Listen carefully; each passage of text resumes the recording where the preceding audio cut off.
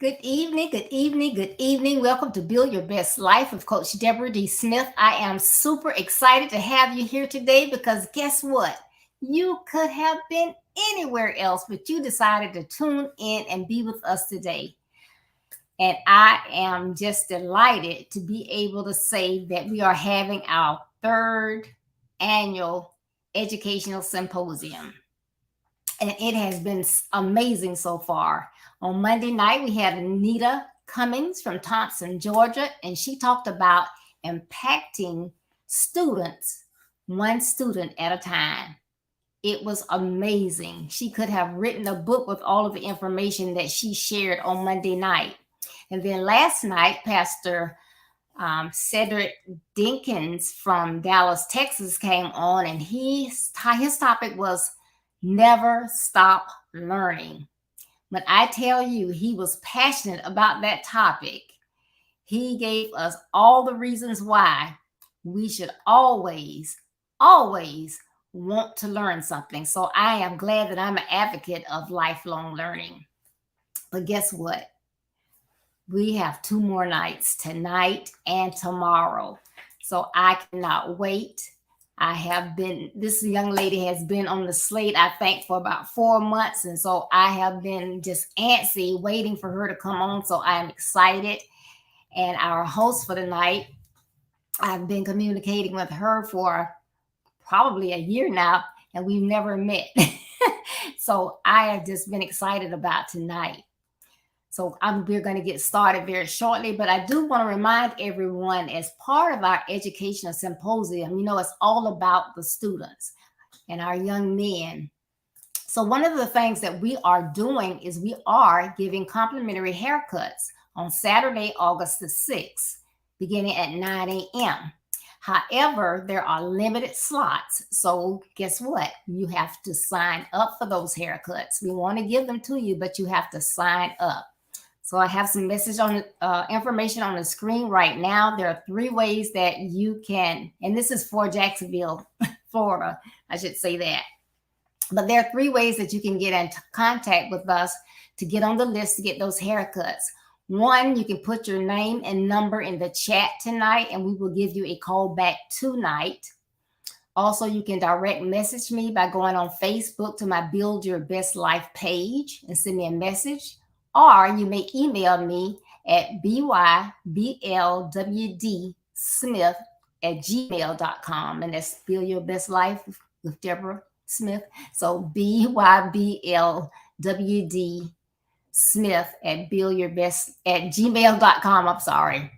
Give it to you again. The email is byblwdsmith@gmail.com. And I'll put it up again before we leave tonight. But please register for those haircuts.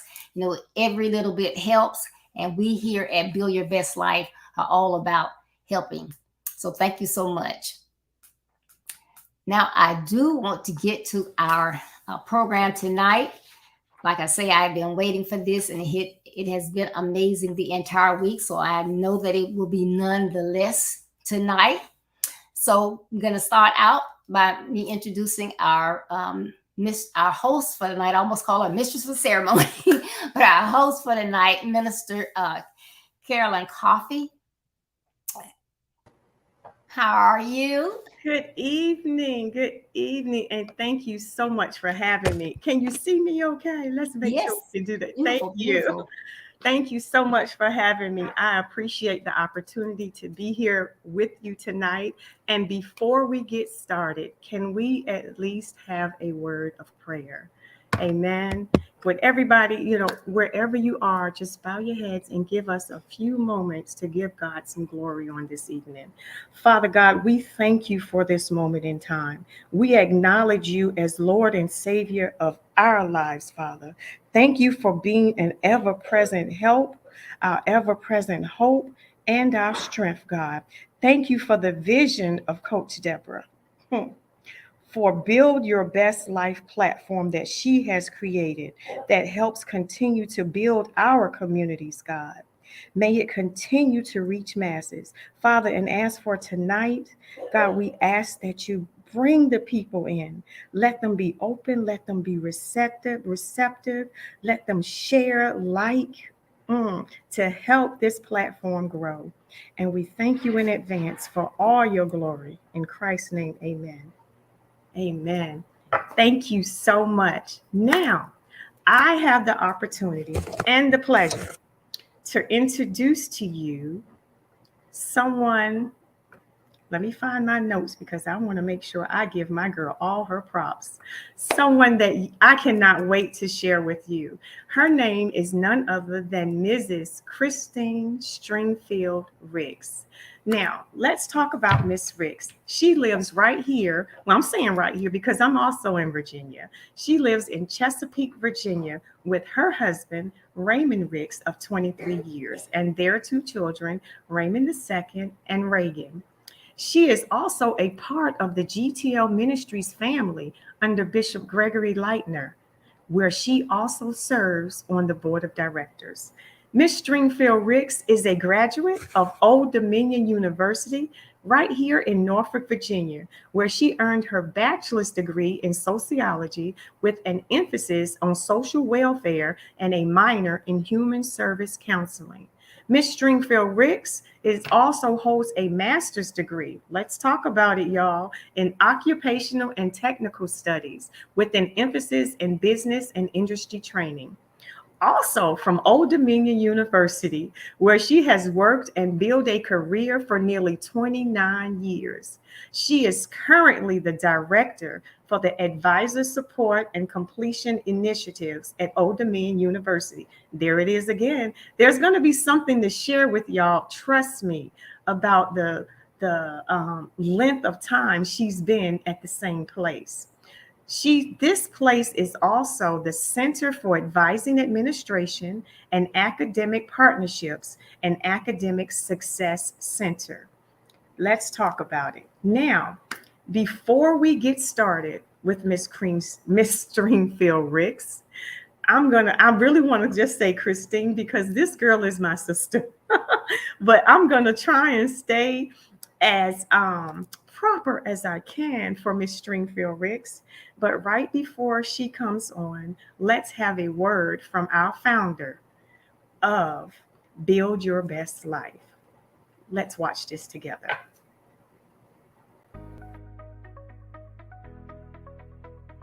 Hi, my name is Cynthia Ferguson. As a mother of 3 sons, it is important to have deep, meaningful conversations with them, as uneasy or uncomfortable as it may be. It is important to lead and guide these young men in the right direction of life. This can be done through communication and applying essential biblical principles. Coach Deborah is speaking to our young men about this and teaching them to build their best life.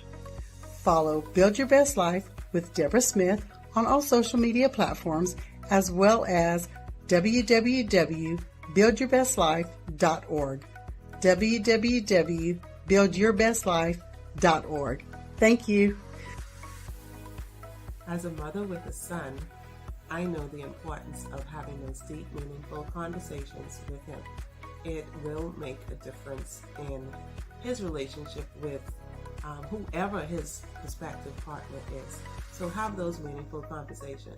Join Coach Deborah Smith and the Build Your Best Life Now platform as we change the way we raise our sons. Hello, I'm Carol Crockett. Listen, sons are such a wonderful gift from God.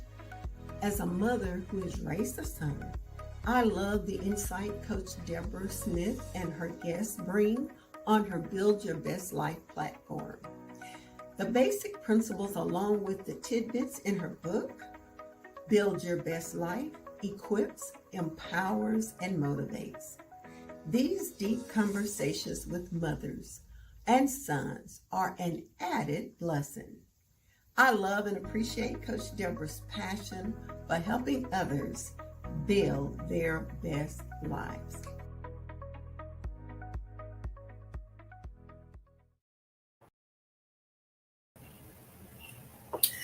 Good afternoon, everybody, and thank you so much for joining me while I just talk a little bit about, I guess I'll say one of my passions, that's in educating and caring for our students, our people, um, and the amount of care that I actually do throughout my life, and what's my foundation for that. Of course, thank you, my sister Carol, for that beautiful introduction. And yeah, I try as much as possible. When I talk about Carol, I tend to tear up as well. So I'm going to stop that. But thank you so much for the introduction. And my topic for today is a caring educator paves the way for excellence. And I'll tell you why that is so important nowadays. Of course, Carol did talk to you about my longevity at Old Dominion University. And one of the reasons why I've been at Old Dominion for so long is I love what I do. I've been in various offices on campus, but in each office that I've been in, I've actually had contact with students, and making an impact on those students is something that I hold dear to my to me, and it's what drives me every day from going to work. It can be a challenging thing. Old Dominion is a pretty large institution of 24,000 students, and I come in contact with all facets of those students. It can be from their freshman year up until they're ready to graduate. So I like I said, I love what I do, and I care, and I believe I'm a caring educator. Another thing about me, she didn't say is, I love to shout out my little small town as much as possible. I am from Virginia. Like I said, I live in Chesapeake, but I'm from a little small town called Wakefield, Virginia. Population about 1,000 people. They talk about Wakefield as saying, "I believe you all are kin." We might be. But I love my town, and I try to shout it out as much as possible. I'm also the youngest of 8 children, and I am. My mom tends to brag a lot because I am the of the 8. I'm the only one who actually completed college with a bachelor's and a master's degree. So it's a bragging right of my mom's, and I would be remiss if I didn't say it, because she was like, "Well, why didn't you tell him that?" So I told you. So you know what? So I'm not a traditional educator. I'm not a college professor, but I'm an administrator at Old Dominion University. So I may come to you at this talk from a little different perspective than other speakers, but I am a academic advisor at heart. I advise anywhere from like the freshman year until students graduating, but I'm also responsible for many initiatives on campus as well that contribute to our retention, persistence, and graduation of all our students, making sure that they are excelling to the best of their abilities. I also help train professional and academic advisors and faculty advisors on campus about the philosophy of advising and what it means to actually care for our students. And caring doesn't always have to be academically, but to also care for them as people. So this morning, I was trying to figure out, so what am I going to start talking about? So then I asked myself, well, why do I care? So let's break down the topic a little bit. A caring educator paves the way for excellence. I'm going to focus a little bit my talk on some keywords in the topic. So what does it mean to actually care? Care for me, it means that I pay attention to detail. I'm an observer. I care about what I do, and I make an effort to do my best at whatever I am tasked with. So I try my best to my ability to, almost like the doctor's Hippocratic oath is, I try to do no harm. They said when you can't help somebody, at least don't harm them. So when you care, you put a little extra effort to make sure that something works for you and that other person that you care about. And again, like I say, I do no harm. So why do I care? And this made me look back at my own life and concluded that it's because someone actually cared for me. We all know that Dorothy Norwood song, "Someone Prayed for Me." Remember that? Well, listen to the lyrics. It says, somebody prayed for me, had me on their mind. They took the time and they prayed for me. I'm so glad they prayed. I'm so glad they prayed for me. What would be today if no one hadn't prayed for us? Well, as an educator, I take that on, that same mentality. I do so in the form of care. But yes, if you deal with the students that I deal with, praying for them on a regular basis is what you need to do as well. I do that, like I said, on a regular for them.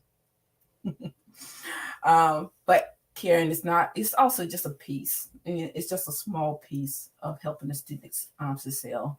But it's also in setting a foundation of excellence. You had to. This is where a student learns their to gain your trust. And why? When trust is established, guess what? That's when the real work begins. There's a saying by one of our, I was looking at YouTube the other day, and I came upon this motivational speaker. He was actually a foster child. His name is Josh Shipp. And he says, and I love this quote, every kid is one caring adult away from being a success story. It resonates to me because I was one of those kids. And as an educator, I come in contact with many who require that same care. So let me tell you a little bit about my job, because it's a little taxing sometimes. At my job, I'm responsible for notifying our students. Unfortunately, I am the one who places them on academic warning, probation, suspension when their GPA doesn't fall within the realms of what Old Dominion has set forth for them. So I have to notify them every semester, at the end of each semester, about their performance. And it's not a glamorous job to have, but you know what? It allows me a chance to care for students and to let them know that, hey, I'm here, and if they need any kind of guidance and support, I'm here for them. There's people on campus that are there for them. Their parents are there for them. Those are some of the toughest conversations to have with students, especially when they haven't done well. But my way of caring for them is not to make them feel any worse than what they already feel. I mean, they already feel bad that they've done wrong, that they've come short of what they're required to do. So I can't knock them for it, because I understand that, they already feel bad about what happens. So there are many obstacles that our students face with that. And I do as much as I can to help them during the process and get them over that hump, because, if I can get them to it, I can get them through it. So I try as much as possible to have that care mentality for them, to let them know that, hey, you know what? You're not the only one who's been in this situation. You're not going to be the last one. But guess what? I've been here long enough to know and help you, provide you with the tools in order to turn that all around. And a lot of our students who are on these academic warning, probation, suspension, they turn it around. They do. Some turn it around. Some, it's not, sometimes, and that's one advice I always tell parents. College isn't for everyone. And so what does learning mean? Hey, you learn from a trade school. You learn from being on the job training. There's different ways that you can learn. So don't always think that a higher ed institution is the way to success, to succeeding, to being happy. A lot of these students who are placed on academic warning, probation, suspension, they're there because there is something that they aren't interested in. Mom and dad say, you know what? You like math, you like numbers, so you could be a mathematician. Or you like numbers, you could be an accountant. And the student doesn't like it. So you have to look at your passions as well. And a lot of our students, I come across this every day. I can look at a student's transcript and tell, hey, this major isn't for you. hey, you didn't do well in these math courses, but you did well in history, or you did really good in your art courses, but you didn't do well in this philosophy course. So you have to look at students' strengths and actually make a point to actually go and talk to the students about their strengths and what that can do and how that strength can make them excel at something that they really would like to do. So, but I got to talk to parents too, because parents sometimes have that preconceived notion that their child's gonna as soon as they graduate, they're gonna get out their pocket. Sure. It may not happen, but I have to talk to parents and students always about the realities of that. But I also talk to parents and students who have left home. They're away from their safety net at 18 years old.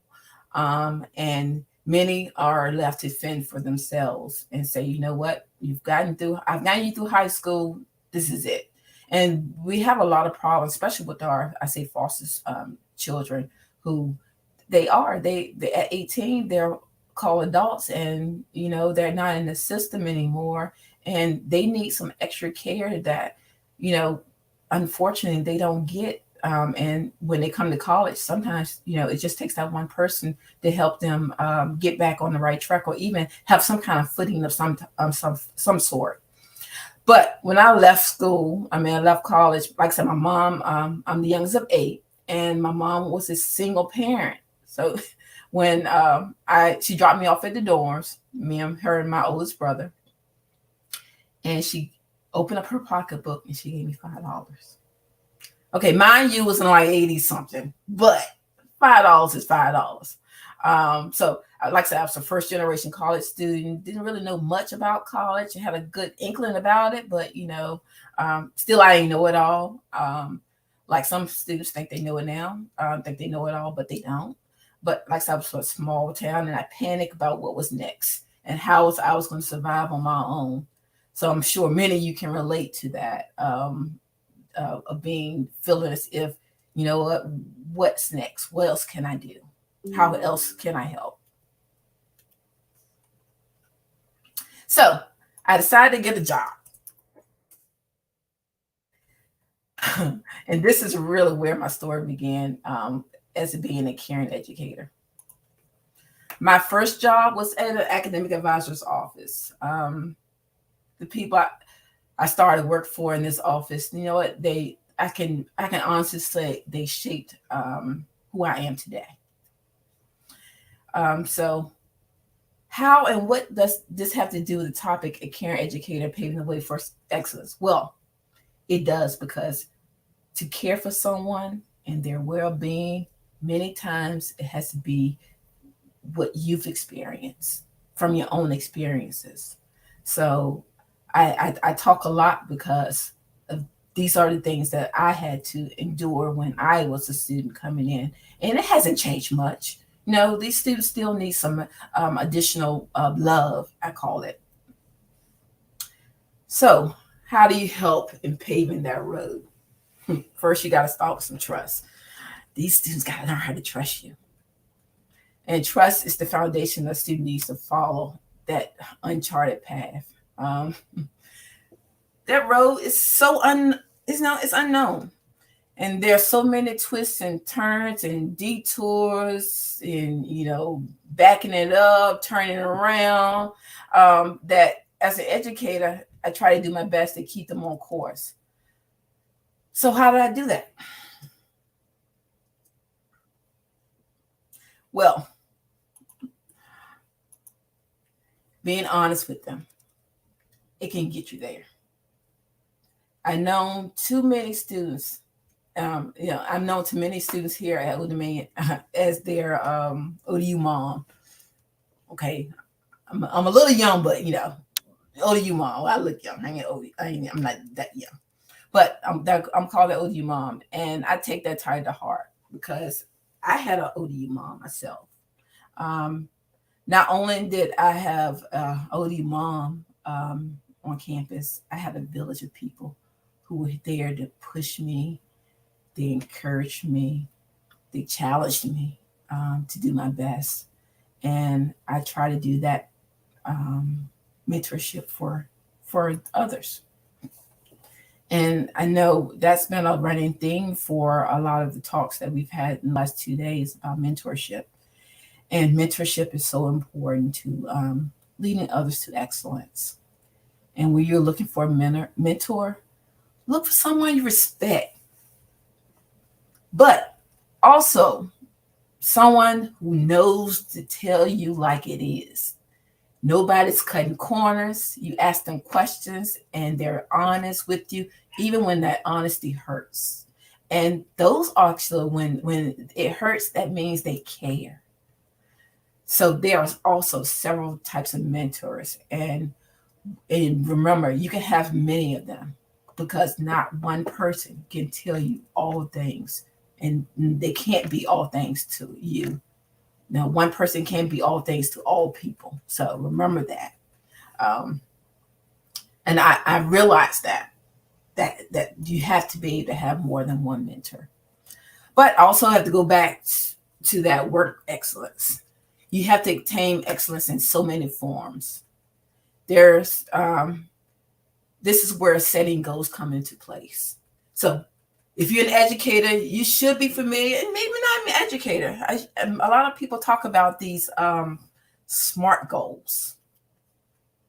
SMART goals means that goals should be specific, measurable, achievable, some people say attainable, realistic, and timely or time-related.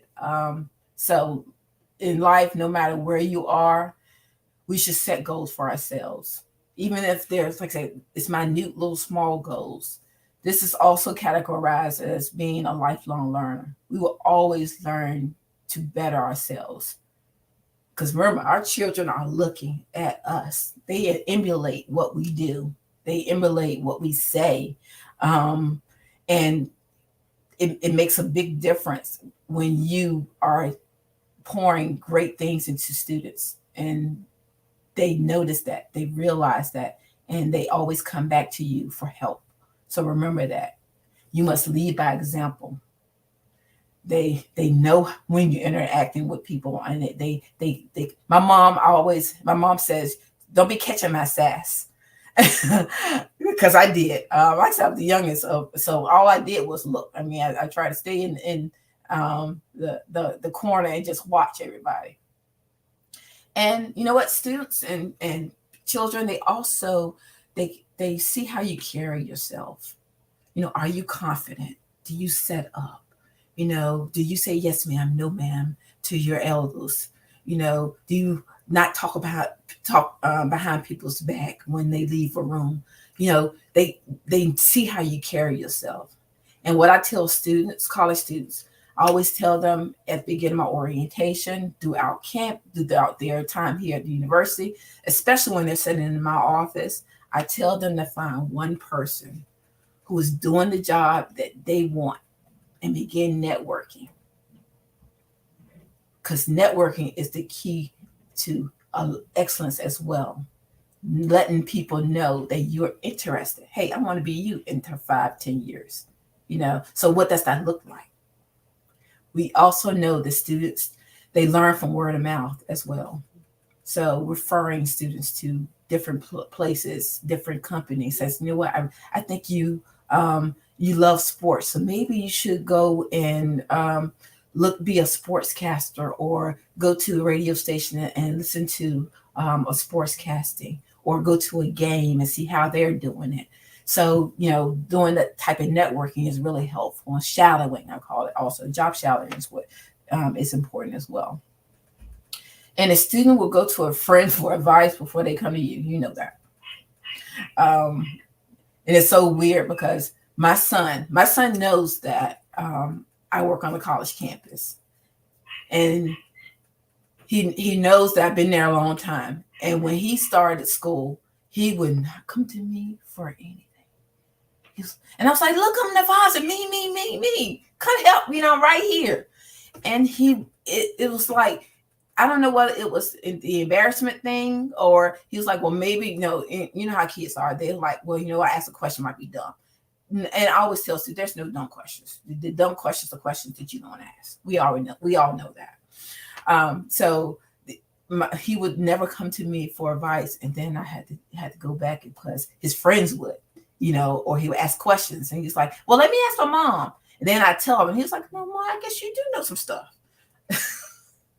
It is what it is. But there are certain things, and I know that when I talked about the mentorship and how sometimes students or people need to go to other people for mentorship and for advice outside your family, it's important too. Because when I look at talk about mentorship, I always think that you should have someone outside your family, someone who's in your professional realm of things that you want to do, but also having someone who is outside your family you can go to and who is really non-biased. So I had my son go to my mentor and ask questions about school.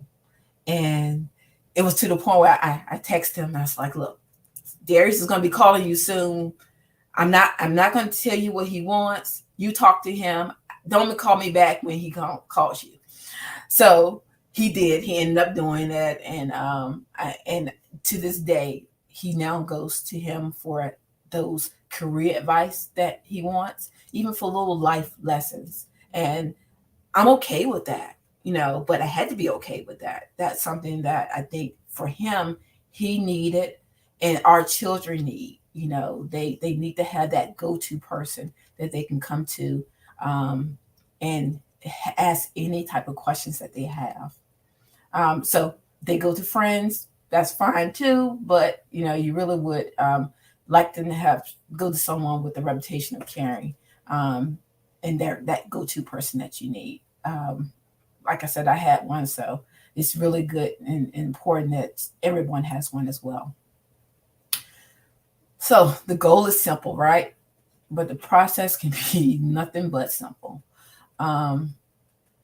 This is the time you also, students need to reevaluate and never give up on dreams, and never take the word no too hard. Maybe no but, or what if, maybe. And I always tell people when a mentor tells them little things like that, maybe but, maybe you should think about. My mentor always had this thing. It's like, what do you think? Do you think that's wise? You think that's important? And it makes me think on my own and come up with my own type of answers. But you know what? You also communicate. You have to communicate. Communication is essential as well to paving the way to excellence. We live in a society of social media. Social media has taken over. It's taken over our jobs, our kids' lives, our lives. Some good, some not so good. And cell phones, of course, that's another another thing. And unfortunately, I would say that my mom says, I try to get her cell phone. She's like, "I don't want that thing." And sometimes it's probably good she don't want that thing because she don't really need that thing.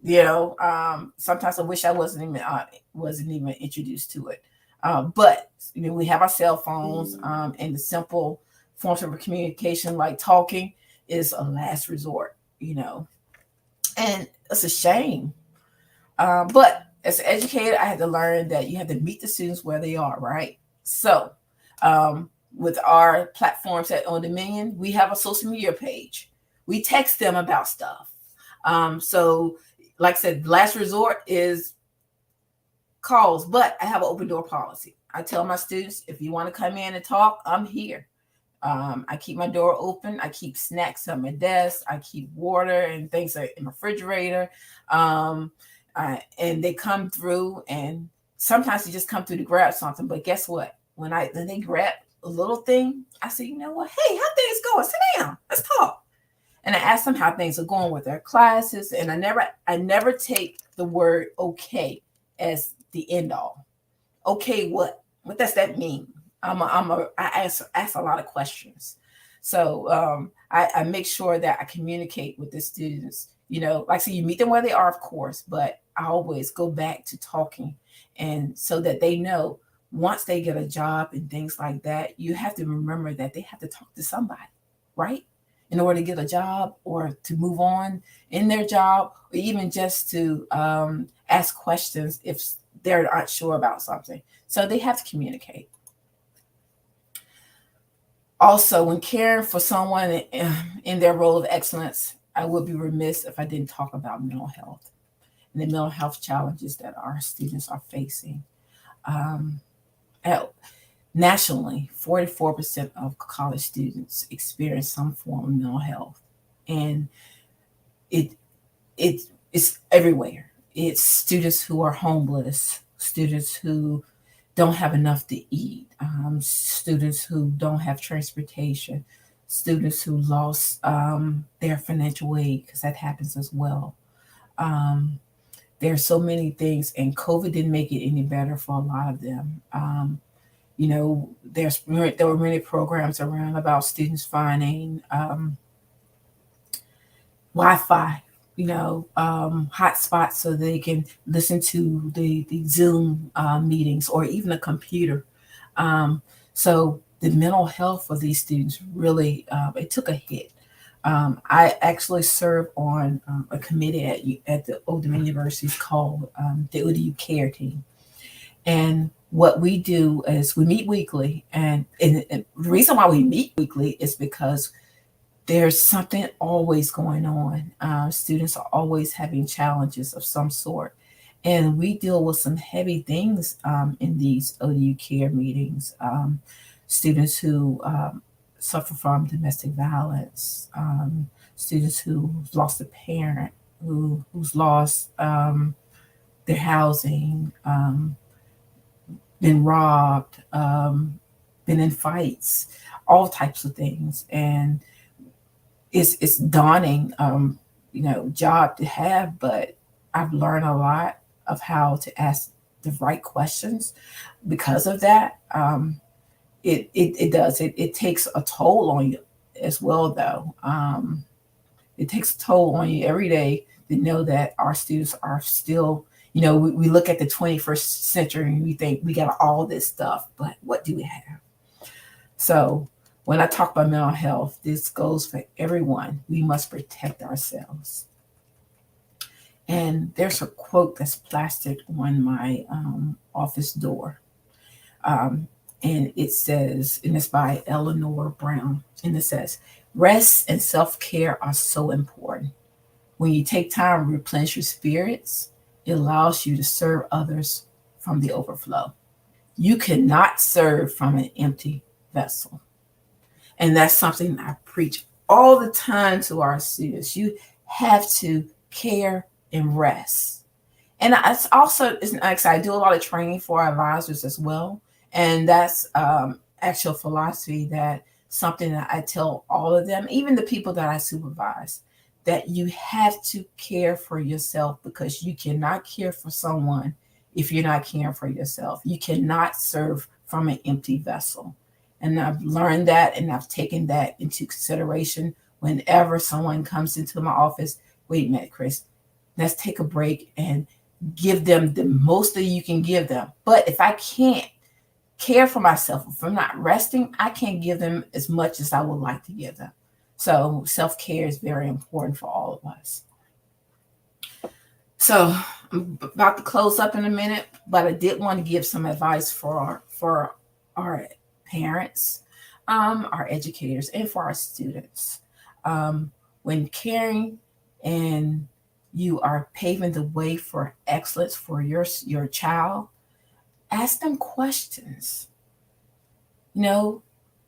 What is offered at the university where they are, and to what extent are there counseling office? Are they free? Do they have a counselor on call? Are there a health center? If you can't afford your books, can you go to someone?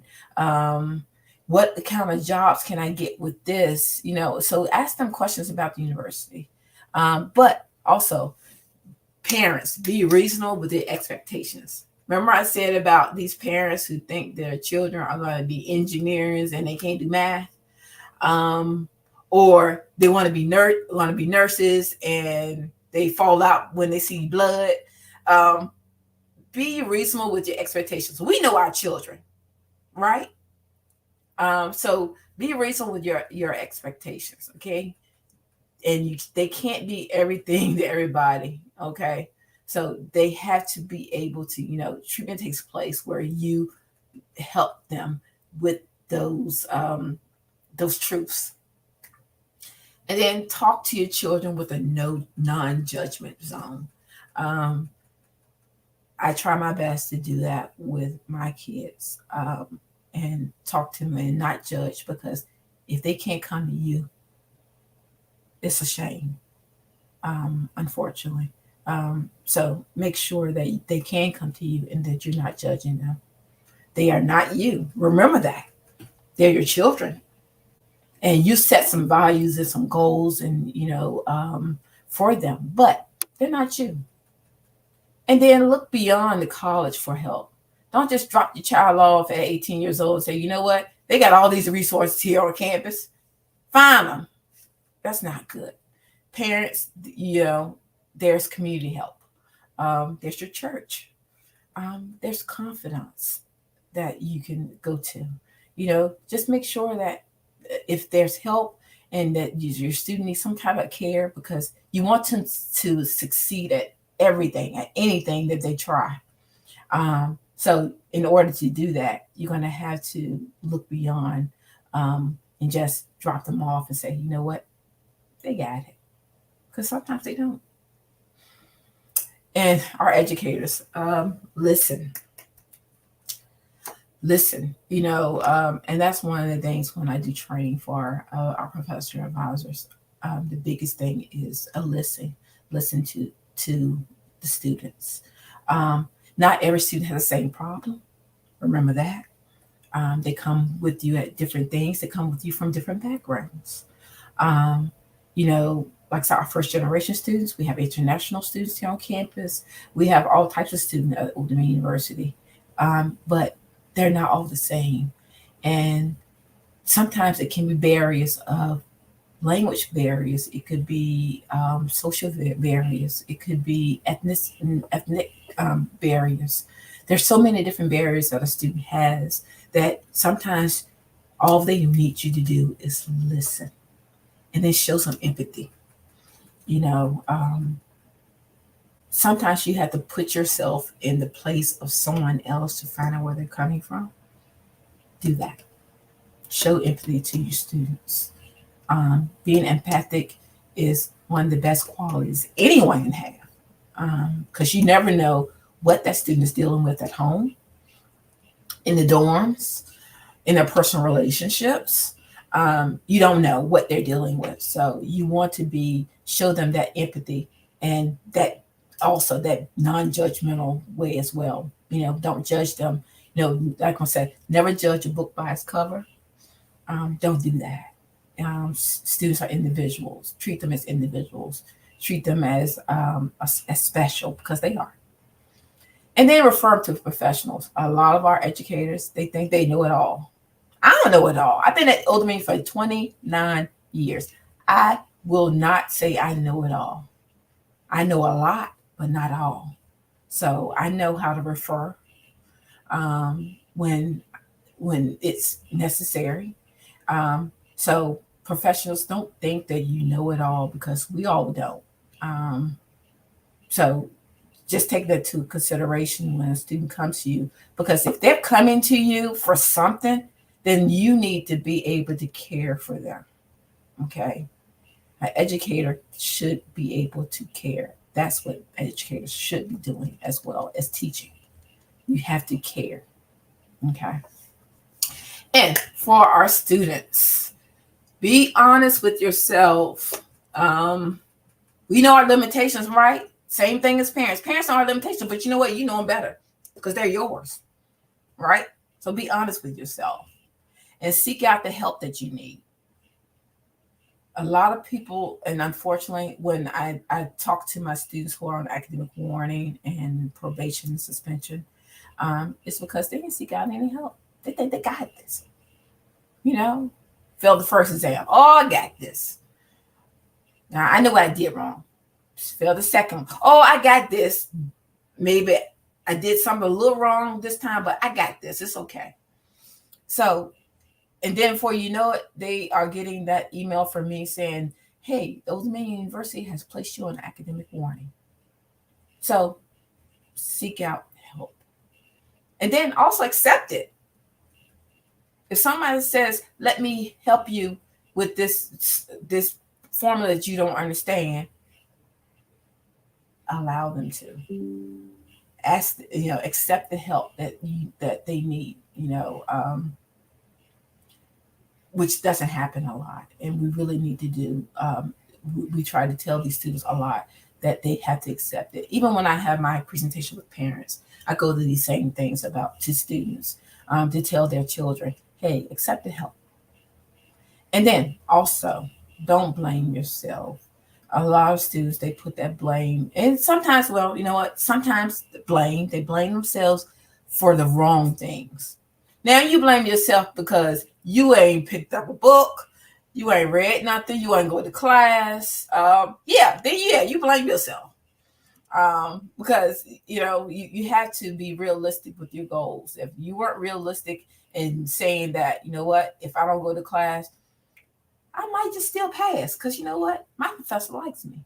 Guess what? Old Dominion University, we have 24,000 students.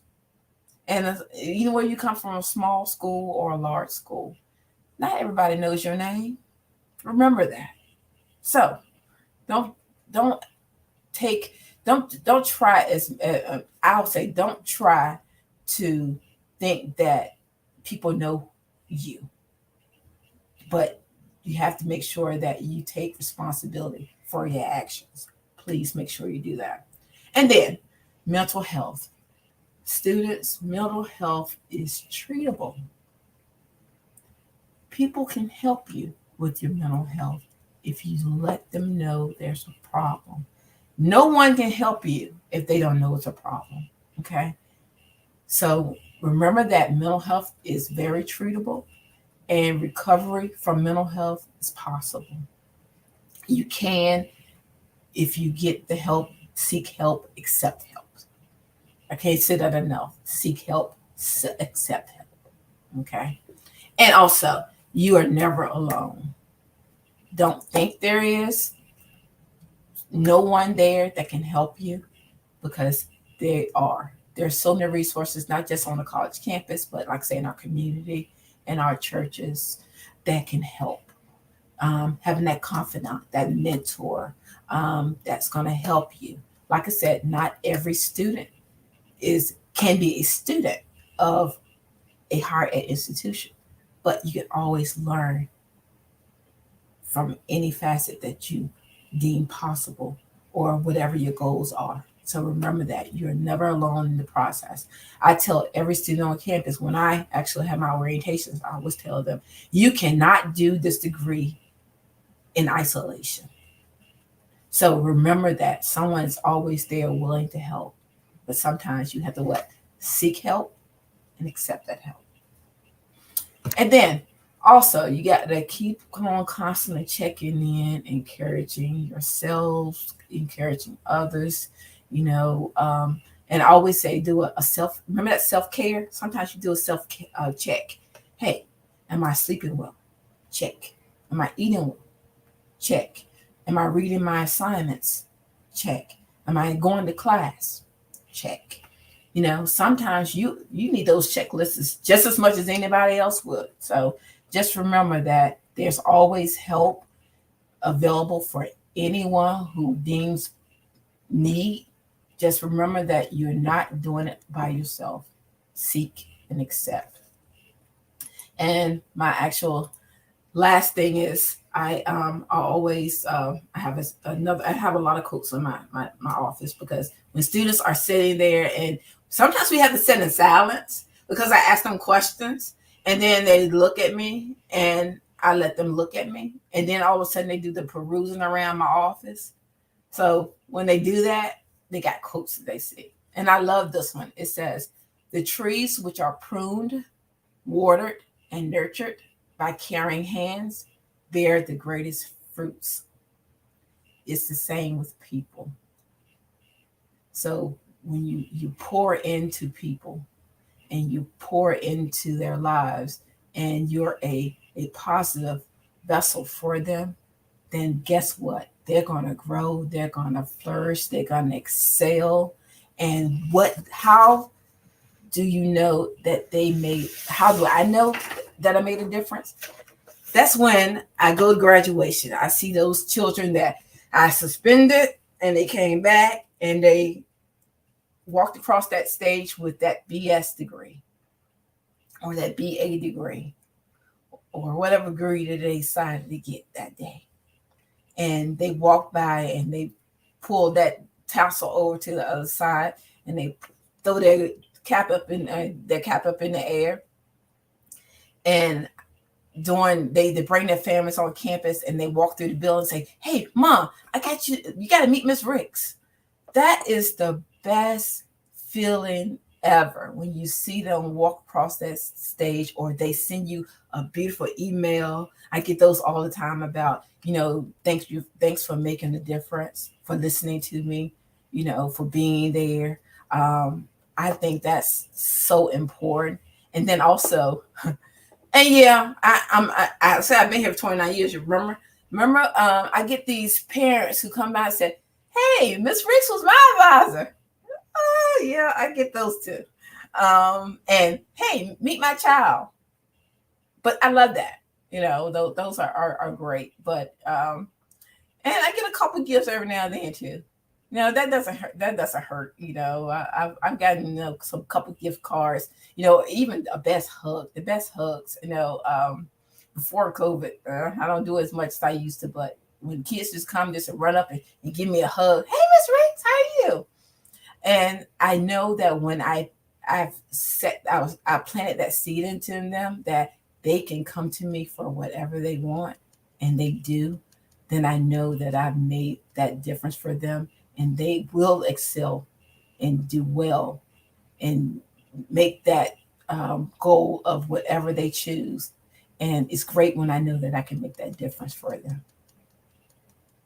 And I hope I made a difference for you all in my talk this afternoon, because a caring educator, they get their reward in so many ways. And that's the reason why I do love the job that I have, because of all the years I've been at Old Dominion University. I've known that with the love and care that I receive, I pour in that same love and care into someone else. Thank you.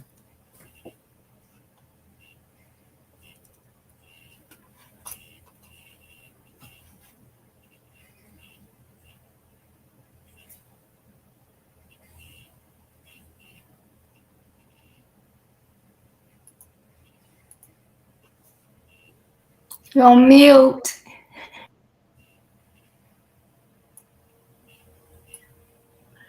I was on mute. Okay, I'm going to start again. Congratulations. Thank you. This was awesome. There were so many great nuggets, and I know people watching are thinking the same thing. There was so much to take away from this. And you said things not only just to help students, but also to help parents and educators. And in our family, we know we got a lot of educators in our family. But some of the things I wanted to touch on, just to reiterate, the topic was a caring educator paves the way for excellence. You started out by asking us, why do we care? And we as parents can ask, why do we care about our children? Of us who are educators can ask, why am I an educator? Why do I care? Or even the better question, um, I'm supposed to care, but am I really caring the way I'm supposed to? Or is this just a job when I've chosen this actually as a career? That is something that some of these educators really need to ask themselves when they get up in the morning to go educate our children, whether it's the preschool children or the college educating children that you're working with. And the students, why do I care? Yeah, I'm really stuck on this. Why do I care? Because we can ask ourselves that in all factors of life and things that we're going through, especially in education. And you did say college is not for everyone. And we know this is your field and this is what you work in. But, I have one son, I have two sons, but I have one son who told me from the get, I ain't going to college. And I kept saying, and he's watching now. I kept saying, but Chris, you just never know. I ain't going to college. You can say what you want to say. I ain't going to college. He was 30 years old before he decided maybe I do need to go to college just a little bit, but there are other programs out here. And you're right, college isn't from everyone, but there are so many things and so many ways that we can educate ourselves, including what's the young people call it now, YouTube University. There are a lot of ways to earn certificates and things to better ourselves and better our careers, not just for students, young students, but us as older adults as well. And another thing that you said, smart goals.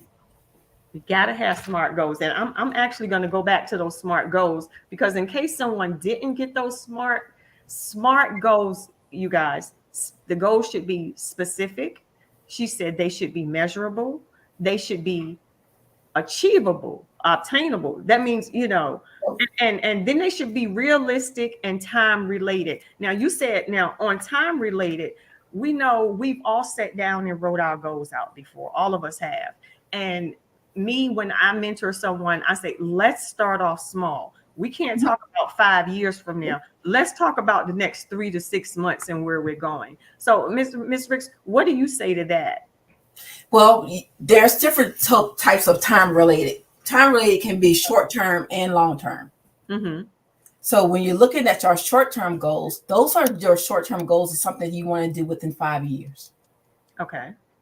Your long term goals are those ones that you want to attain in your life. It's almost like you're not necessarily your bucket list, because you want to do way before your bucket list. You want to enjoy your bucket list. You want to lay back, but it can be anything where it can be owning your own home if you haven't decided, or if you have to get some things together with your finances. Mm-hmm. It could be moving to somewhere, once you retire, you want to move. It could be retiring. That's a long-term goal that, I can't wait to have. But, it could be any kind of those long-term goals. But being realistic is the important part of all of that, smart term goals, because not every goal is attainable. So being realistic, and that's knowing yourself. You have to know yourself and know what you can accomplish and what you cannot. Because sometimes there are limitations to things. If you think that you can skydive and your doctor says you can't, then you can't attain that goal, even though it is a goal for you. That's true. And even thinking about goals when it comes to we as parents, being realistic with our children, not saying we want to crush their dreams, but at the same time, we're listening. We have that listening ear. We know our kids, and we're saying in the back of our head, now she know doggone well that ain't gonna work. But we keep encouraging them anyway. And I see an educator up here right now, Bishop and Pastor Karen Lightner. Every goal is not attainable. That she's saying, he is saying that is true, that it's not attainable. But at the same time, we can take whatever that may be that's not obtainable and find another way, and something else that we may be interested in. Because I know you did say something about knowing ourselves, discovering who we are. And you also mentioned about, let me find it because I want to say the right thing. Knowing who we are and taking time out to discover ourselves. So if we take time out to discover ourselves, and we're not just talking about students, but we as adults as well, as older adults as well, we'll figure out what our gifts and talents are, what our strengths are, because that's something you said. Figure out what your strengths are. Even if you're not feel like you're not college material, you may have gifts and talents that can still help you build a career. Am I correct? Exactly it. And that's still part of lifelong learning. You're learning in different ways. You know, you have to look at that as you're always, and you don't always know yourself. Some things you discover in your late ages. You know, you might see what, I really am really good with children. Maybe I should, do this. So it's something sometimes you have to, and we all don't know what's out there sometimes. Sometimes the things that we like is another job for someone. It's like, you know what, have you thought about that? And like, well, I knew I always was good with this, and why hadn't I thought about that? But it also, you've looked at this as well. I talk to a lot of students about career counseling, and the jobs that I used to do career counseling for 20 years ago, you look at that book now or that website and you're like, wow, all of this stuff now. Because now you got influencers and you got, you have things that are social media related. And you're like, wait a minute, maybe I am good at something else. So you can always discover. And you don't have to be an 18-year-old to discover that. That's true. Was there ever a time in your college life where you felt like you were unsure on what, how some students, they may switch majors or be unsure? Did you ever go through a period like that? Yes. And statistically, 80% of students change their major at least once. So we as parents shouldn't be so upset when the kids come home on break and say, well, I think I changed my major. But, so because that is the typical thing that happens. Exactly. It happens. And discover yourself. Exactly. It happens a lot. And sometimes, like I said, I came from a small town. And when I came, I wanted to be an accountant. Me? But that's all I knew. I knew about all the basic jobs. I didn't know about being an academic advisor. That's something actually just came about with me. I was actually a sociology major. I'm going to be a social worker. I was going to work with kids. And that one time in that office when I was a student, I was like, wait a minute, I really like this. I'm really good at this. Maybe I should be this. And it took me a while, but it also took someone to notice that, you know what, she's good. Maybe we should do that. My mentor, I was sitting at the desk and I hadn't even got my master's yet. I was at my bachelor's. And he says, Chris, come walk with me. So I walked across campus with him and he was teaching one of his career planning courses, career exploration courses.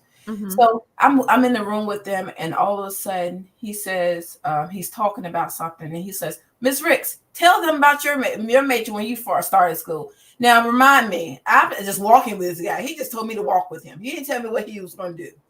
I ended up teaching the course. Oh, wow.